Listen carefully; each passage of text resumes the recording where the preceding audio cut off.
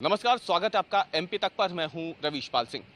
आखिरकार मध्य प्रदेश सरकार अपने उस बेल 430 हेलीकॉप्टर को बेचने में कामयाब हो गई, जिसे बेचने की वो लंबे समय से कोशिश कर रही थी। हालांकि कीमत ज्यादा होने की वजह से उस हेलीकॉप्टर को कोई खरीदार नहीं मिल रहा था। कीमत 10 करोड़ से घटाकर जब 2 करोड़ 36 लाख रुपए के आसपास की गई, 2.5 करोड़ के आसपास की गई, तब कहीं जाकर के सरकार उस हेलीकॉप्टर को बेच सकी है।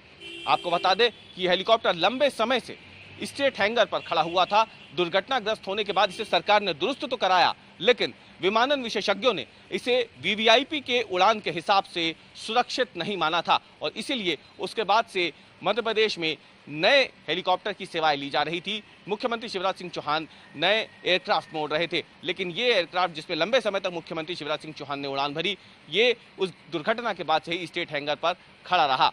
आपको बता दें कि आखिरकार ये जो हेलीकॉप्टर था, ये उस समय दुर्घटनाग्रस्त हो गया था जब इसमें कुछ वीवीआईपी बैठे हुए थे। लैंडिंग के समय दुर्घटनाग्रस्त हुआ था और उस समय जो हेलीकॉप्टर में वीवीआईपी सवार थे उन्हें चोट भी आई थी। हालांकि मुख्यमंत्री उसमें मौजूद उस समय नहीं थे।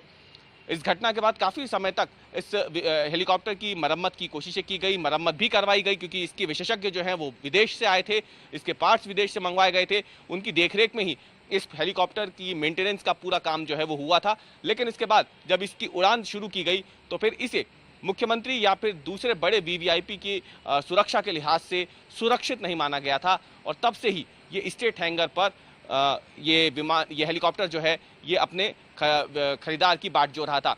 10 करोड़ रुपए इसकी शुरुआती लागत लगाई गई थी, इसकी बोली लगाई गई थी, लेकिन कीमत इतनी ज़्यादा थी और हेलीकॉप्टर क्योंकि काफ़ी ज़्यादा पुराना हो चुका था तो इसकी इतनी ज़्यादा कीमत देने को कोई तैयार नहीं था।